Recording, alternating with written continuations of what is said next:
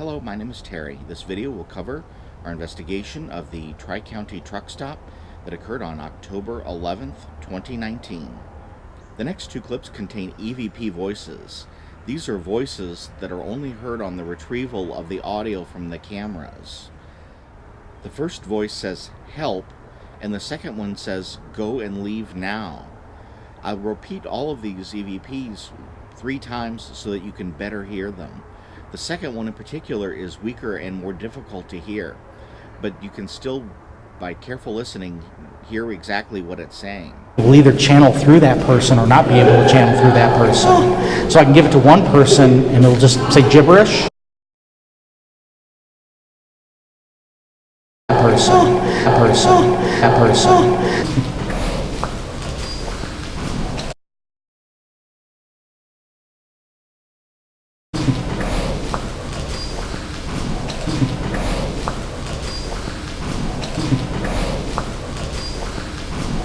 The next clip covers individuals who are using the dowsing rods. You'll notice that they're helicoptering, spinning around and around rapidly. Usually this happens when an entity is agitated or angry. The one that's in the basement, I wouldn't have expected to communicate with people anyway. Normally you'll have them cross the 2 rods for yes and part them for no. And in this instance, they didn't want to have any communications with people, so it was producing the helicoptering effect. You'll notice it in these 2 clips that are blended together.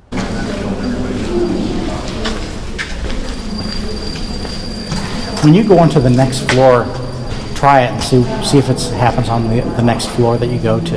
It didn't happen. You did that upstairs. Did it happen up? I don't know. I don't know if I paid attention. Oh.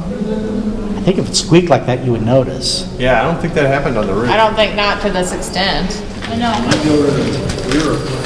Europe will be in the morning, earlier than that. Like Hungary's like at 5 in the morning. Oh my God, look at this now. In this clip, an individual who was on the first floor restroom area encountered with their K2 meter a spiking on the meter up to the mid-yellow gauge range, which is about the 7 milligauss area. What's interesting is that there's no electricity in this building, so the meter shouldn't be spiking to begin with. And furthermore, what's really interesting is what happened to her. While she was holding the meter began to shake. These meters contain no devices inside that cause them to shake like a cell phone would in, say, the vibrate mode. These are completely inanimate objects. The only thing that moves is the LED lights on the top of the device. Whatever it was physically touching the device while she was holding it in her hand, and that was what was causing it to shake. Another interesting thing that happened is that she stated that her arm went numb. This occurs if an entity physically touches an individual. It probably touched her on the arm at the same time it was manipulating the device. What you had was different. You had Upstairs. that it was shaking. Well, yeah, like if your phone, like your cell phone, if you have it on vibrate and you get a phone call and it just vibrates that second, it went to this orange for like a flash like it is now, and then it just like vibrated for like a split second. And I'm like, what was that? Was it shaking side to side or front to back? Could you tell? Actually, it just like vibrated, like, Okay. you know. I thought the unit was supposed to do that. No. It wasn't real strong. It was just a slight No, vibration. that gives off no physical feedback or movement whatsoever It at was all. upstairs, all the way up, when we were going to go into the bathroom. Right outside And the she's also office felt door. a pain in her arm. Yeah, my arm. Okay, now that's significant. Okay, now when you felt like a pain, did it feel like a stabbing? It's like Or was her it a arm tingly? numb, like a dead arm. Okay. Vibrated, like, Okay. vibrated, like, Okay. vibrated, like. Okay. All of the following group of clips occurred during the historical presentation. What's interesting is that Ken had his PSB7 Ghost Box running quietly in the background. If you listen carefully, while Sandy and Greg are giving their presentation, you'll hear all these voices piping up, adding comments, and some of them are directly related to the subjects that they're talking about and making direct comments on the historical presentation. I just by coincidence decided to have the camera running to cover this event, and it turns out that this is one of the key things that they seem to want to respond to. Some of these voices are from the PSB7 Ghost Box. However, some of them I can tell are EVPs. So even though I've them listed as EVPs, the majority are actually from the Ghost Box. So they were the ones that kind of took over the ownership at that point, and under the name the Diamonds. And that remained the Diamonds until 1967. When actually the original building was made of wood. You know, it was a wooden building, and it was destroyed by fire in March of 1947. So the first building here had a fire. After that, they rebuilt the building for a whole type of tragedies that happened here. There was a small girl that she was hit and killed by a speeding car just kind of right outside the building here on the highway, the old Route 66, when she got off of her school bus. They brought this reporter out there and a couple of folks from our team, and all of a sudden that rusty knife was thrown. And she answered the phone, and I hear her on the phone, and she goes, "No, Shane, you need to tell Greg this from the team." So that's what we want to try to keep everybody off the roadway tonight. A little dangerous out there. Also too, and I don't know for sure if we've ever really gotten documentation on this, but there's a story that's been passed down from generations of a state trooper who was poisoned here. So that's one of those things, it's like, it's kind of hearsay. We haven't actually found the documentation for it. A little colorful history. If those walls could talk, of course some of those walls aren't there anymore, but you know. They actually do kind of talk here. Let's see here. In the main floor, a man who was wearing khaki or tan pants with a checkered or plaid designed shirt was seen out here. And actually, Arlen Reed, who was the last owner of the building, that's kind of how he dressed. So we have a feeling that, you know, Arlen, he at least visits here. There was a gentleman by the name of Mr. Bates, Mr. William Bates. Now, and actually he got quite the reputation of being kind of a crabby old guy. Greg, did you want to tell the story about the door upstairs? Did you? Well, like Sandy was saying, back in 2006, we got called in. And we're setting up the old IR cameras and that we used to use, the 8mm. So I'm sitting there holding the door shut. And Terry is adjusting his IR emitter. And something kept tugging at the door from the other side, trying to open it on me. And I figured it was Tom from our team because I saw him up there a little bit ago. So I kept saying, "Tom, we're busy, we're trying to set up our light." I kept pulling the door, you know, shut, and it kept like jiggling and trying to open it on me, and it finally stopped. And then when I opened the door, there was no Tom there. He reluctantly told me he was in the men's bathroom, and he started hearing a noise like a sack of potatoes being drugged in there. Then he looked next, he was using the urinal, he looked next to the urinal next to him, and he saw this misty figure manifest into like a male. And he said he got so upset, he was embarrassed that he peed on the wall, peed on his foot, and then he took off out of there. What we're going to do, you're all split up in two cars. Did you have anything to say, Sandy? No, because there's a lot of people here too that will continue telling you some of the stories, you know, of the place, because we could talk like for hours on this location. So we'll let you get out there and experience it. This is a truncated clip from a game camera. It's automated to take 30-second clips after it's triggered. Well, one of the people set it off by simply moving in front of it. But what's interesting is the story that they're telling. They're talking about that they felt a hand on their chest pushing them back. But the camera clip ends at the 30-second mark, and I don't get to hear the end of the story. So I don't know if this happened at the Tri-County truck stop or another location. I'd kind of like to hear from this individual to find out if this happened at the Tri-County truck stop and in what room it occurred. Neil had the back store. I felt a hand on the chest push me back. In this first group of clips, you'll notice that they're commenting on Ken by name. He's the one who's running the PSB7 Ghost Box. And they're also making military phrase comments. acknowledging that they are fully aware that he's in the military. Take coffee. Got some coffee. Brought it in. Hope that ain't a problem.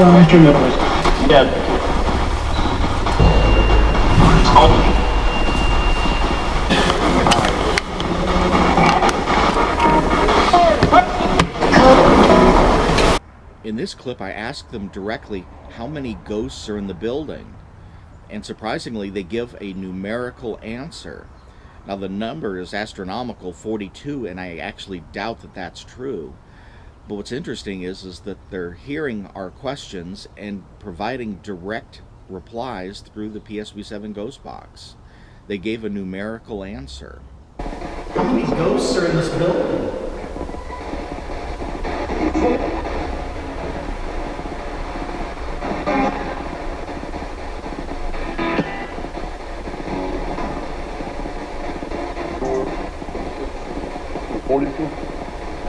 It gave a number. In this clip, Ken is using his cell phone to review the Cardinal game that's in progress. What's interesting is that the entities immediately start commenting on the Cardinal game, and when we start asking questions like, are they going to win the series, they start commenting on strategy and give doubtful assessments as to whether or not they're going to win.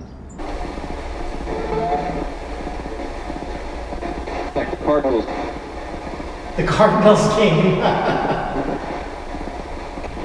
Are the Cardinals going to win the World Series?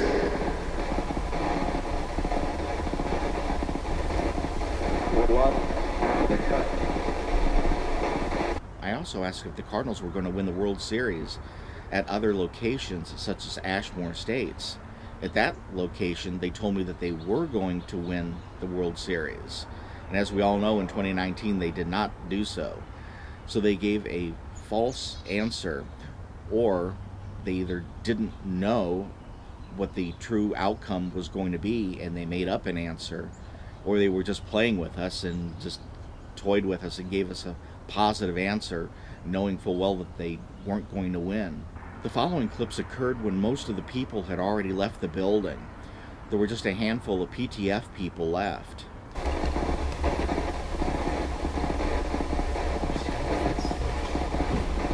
There. Another one.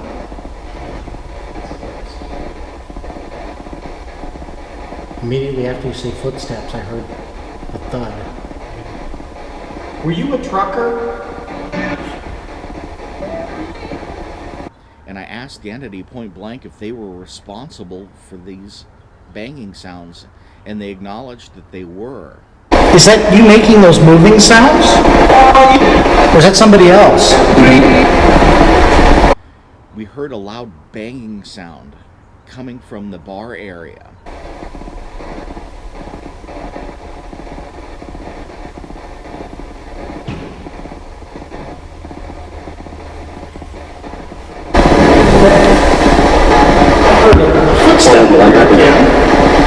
I then asked them about the Jeffrey Epstein case. But as in the situation we had in Ashmore, you can't put too much weight in their answers because you can't verify one way or the other what answer is truthful and what is not. Many of these entities just like to toy with you. So you'll just hear some very interesting comments. Are you familiar with the Jeffrey Epstein case?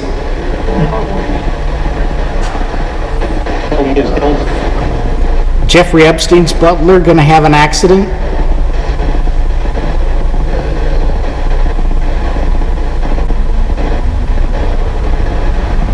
Actually, who killed Jeffrey Epstein?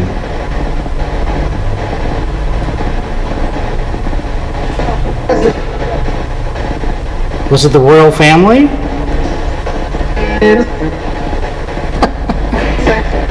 Exactly. I wish we could get you to testify. I'm going to have the most scandal-ridden episode. If we end up dead, you know, it's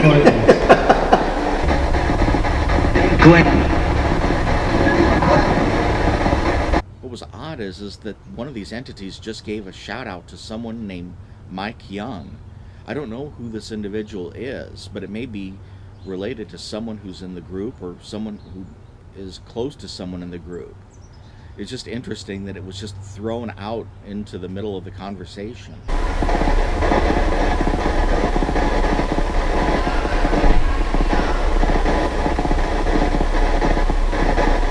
Can you tell me when we're going to get our first winter snow?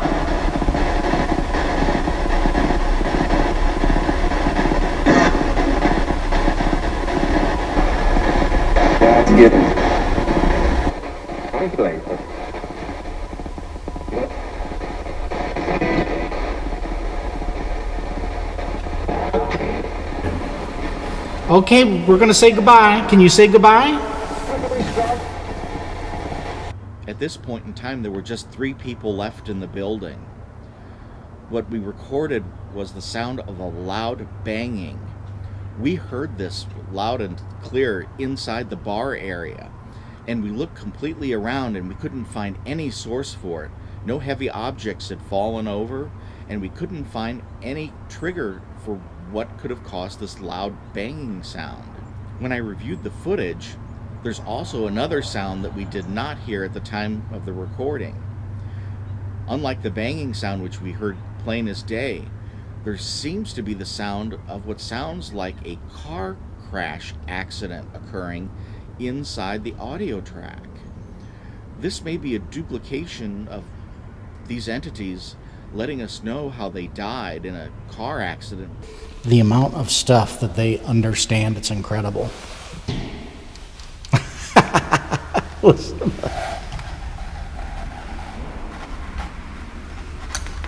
In the next clip, the ghosts were really showing off. They produced an even louder bang, and from its sound, you could tell it was only a few feet away from us. Yet again, like the earlier banging sound, nothing had fallen over. There's no source or triggering of this sound. It just occurred out in the air for us to hear.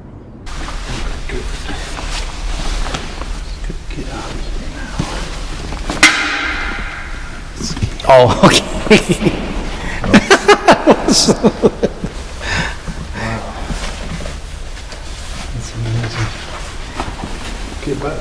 Good night. By this point in time, we'd packed up all of our equipment except for my camera. I decided to leave that running and that I would walk out of the building with the camera running. I suspected that they were going to do something, so I didn't want to shut the camera down. All the other pieces of equipment had been packed up and were getting ready to leave. We're going to meet the last person in the building to let them know that we were leaving so that they would be by themselves from that point on. Well, before we ever met up with them, while we were walking towards the exit of the building, you can hear 2 strange EVP voices in these 2 clips on our way to walk out the door. These are very noteworthy, and I just had a suspicion that this was going to happen, that they would produce EVPs while we were walking out the door, or even in the parking lot. I would have not been surprised if that had happened either. We'll talk to you in November. It's actually not that far away. Yeah.